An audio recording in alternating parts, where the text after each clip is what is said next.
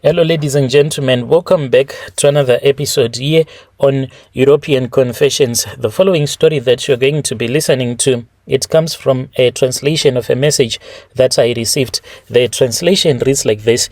Hello, Brother Nashi, how are you? Can you please post my own story as hidden identity? My story, it goes on like this. So, Brother Nashi, I was part of a gang. My name is Tendai, not his real name, and I am from Murewa. I have done things in my life that I am not even proud of, and it has been haunting me for years and years. It was in 2004 when I was part of a gang. This was after I had returned back from South Africa. So before I had gone to South Africa, this is where I messed up my life.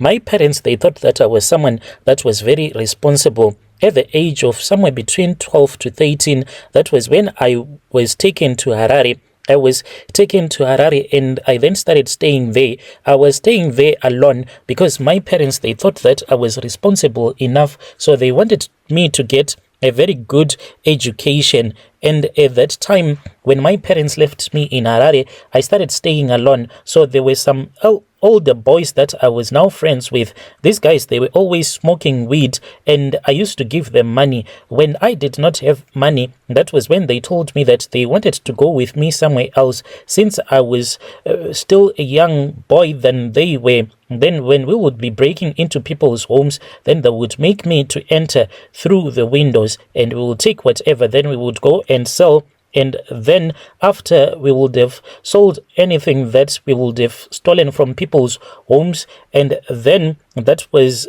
when we will go and buy the weed. So I then ran away and I went to South Africa.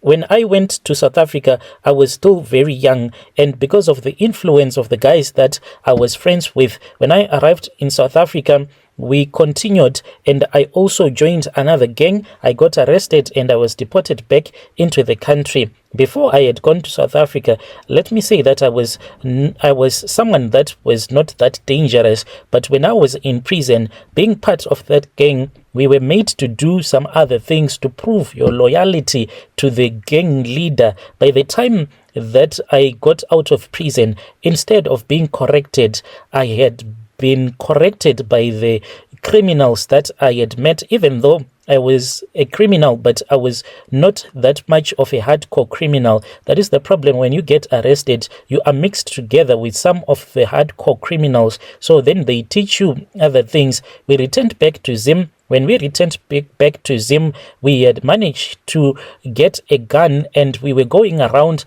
as we were robbing people. So when we were robbing people, unfortunately, there was a robbery that went wrong. That robbery changed everything. We had planned a hit on a wealthy businessman at his house in Harare. Everything was going according to plan until things went sideways. He fought back, and in the chaos, the trigger was pulled and we ended up killing this man. The sound of the gunshot still echoes in my mind. In that moment, I knew that my life will never be the same. We fled the scene, but the police caught up with us. This was shortly afterwards. I was arrested and we were sentenced to prison. For 12 years, I rotted at Chikurubi Maximum Prison. The guilt of what I had done was weighing heavily on me, but I buried it deep down. I told myself that I had no choice, that it was either him or me, but that was a lie. I could have walked away, but I did not. In 2016, I was then released from prison.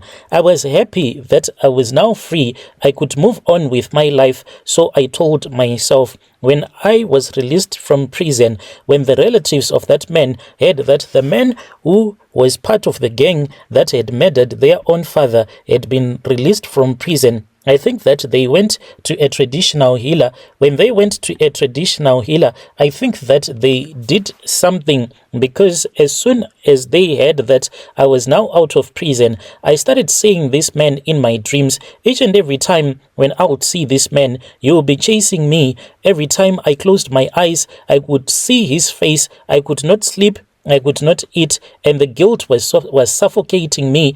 I knew that I had to do something, anything to stop his spirit from forever haunting me. A friend of mine told me about a very traditional healer. I was told that this traditional healer I will meet up with him in Mutoko, but the man was said to be from Mozambique. I was desperate and I was terrified. I went to see him. I needed a way to block the spirit of the man that I had killed. The healer told me that there was a ritual that I could perform to silence the spirit and to prevent it from haunting me. The ritual was dark, something that I had never imagined doing. He told me to bring a black bull, completely black with no white markings. Since I did not have that at that moment, he told me that I needed to find the money, so I returned back and I kept on hustling until I had gotten the money. After I had gotten the money, I then returned back to Mutoko and I was then taken to Mozambique. When I was taken to Mozambique, that was when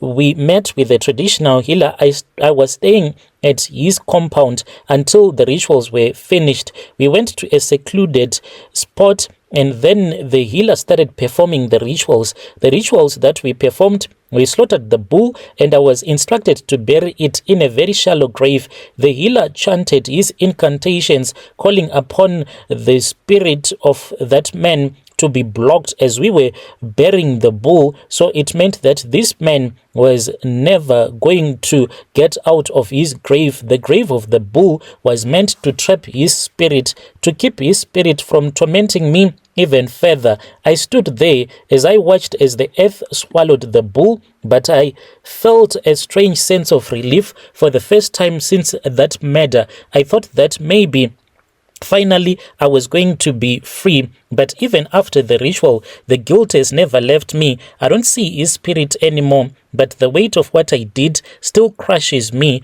I buried a black bull to block his soul, but how do I bury the guilt that is inside of me? How do I undo the years of pain and suffering that I caused? What really pains me the most is when I watched the woman of that man that I helped to murder, because she was always there for the court proceedings. This woman, she was always crying. The judge had given us our sentence. I looked at that woman as she collapsed to the ground, and it really broke my heart, even though there was nothing that I could do about it, because I knew that I had taken away and I had stolen the life of her husband, because she seemed as if she really loved her husband with all of her heart. I looked at her and I saw even her kids, they were quite young. So I robbed off her husband as well as the father to her kids. Brother Nashi, this is my own confession.